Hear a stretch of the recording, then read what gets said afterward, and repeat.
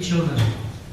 Courtney, that was cast back to the Weatherford family, like I told you. Jason and Taylor. Jason is moving up the ranks in Genesis Road Building Company, and Taylor is a junior at the distinguished Berklee College of Music in Boston. Ladies and gentlemen, Speaker Alan Mills.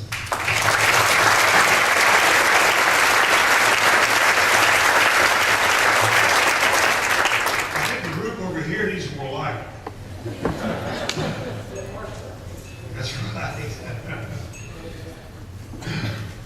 Well, Bill and Ralph, thank you very much for your efforts in putting this event together tonight. I know you've worked hard. It's a huge crowd, and I'm very pleased to see everyone here. I understand the CARES program was a wonderful program. I can tell you that as a child, growing up, my parents died when I was young, and my grandmother had the terrible chore of having to raise me in high school, from high school on.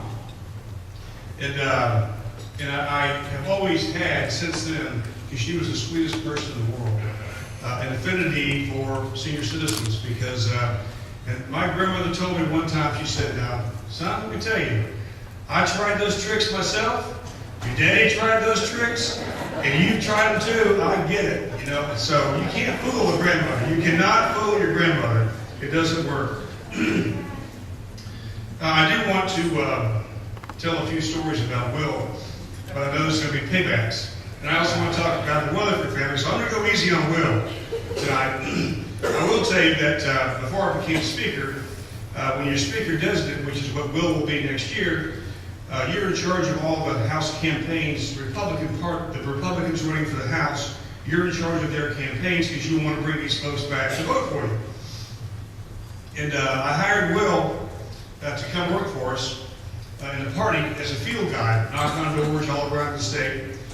This is probably 2002, 2003, something like that. Will's first day of work, we were flying in a small plane from Pensacola to Panama City, not very far. And we were about 7,000 or 8,000 feet up, and the cockpit caught on fire. And the plane began to go down, and there was a lot of smoke in the cockpit, and then smoke in the passenger area. Then we began to go faster, and we became inverted. And I will tell you that there were 3 passengers on it, Will, myself, and my travel mate. And I did not think we were going to make it. And we were at the maximum speed the wings would allow because we were just free falling. And we were all praying. But I can tell you that, without a doubt, Kathy, Will is a Christian. That man can pray. And I'll never forget that night, and I'll never forget the words that Will said, among others, were, "Lord, please place your hand on this plane." Remember that? And I'm going to tell you, whatever you want to say, the pilots put the fire out, they put it back up, electrical system in, lights came back on, inverted the plane, and we stopped at about 1,000 feet above the water, and we were able to land the plane. But it was a harrowing, it was this poor guy's first day at work. And we walked in the house that night, and my wife Tony was there, and she said, "Hey guys," and we couldn't speak. We literally couldn't speak because we literally cheated death. But Will's calmness, he really has a strong gift for believing in Christianity, believing in God, and it worked, Kathy. Whatever you taught him, some of those verses he must have been saying. I pick a better person for her to marry than Will Weatherford. And they lift each other up, they love each other, and it's just wonderful to see a young couple like that. It really makes me feel good as a father-in-law. And about the Weatherford family, you know, from time to time the Weatherford boys tussle with each other. I mean, they really tussle. Remember Christmas last year? You know, yeah. In front of my 85-year-old mother-in-law to boot.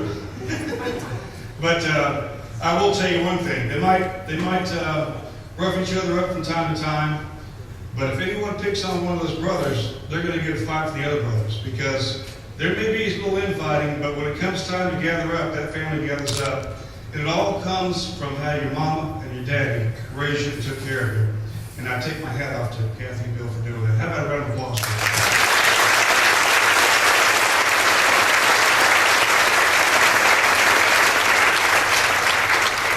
And I do want to say a few things about Will, and then we'll move on.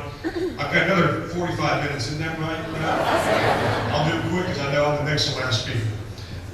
I want to tell you that, and I'll close, you know, good things are going to happen in Pasco County for the next 5 years. Really good things as Will moves up and becomes speaker. I mean, super things.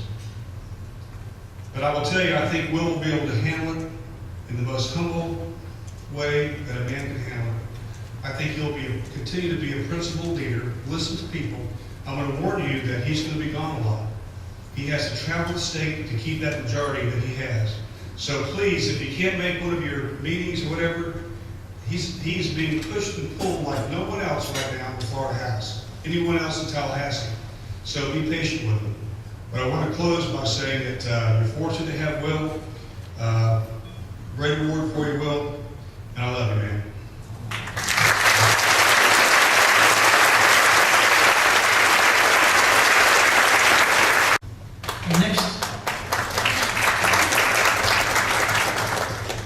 Next, I would like to call on Bill Akered to make a presentation to Bill.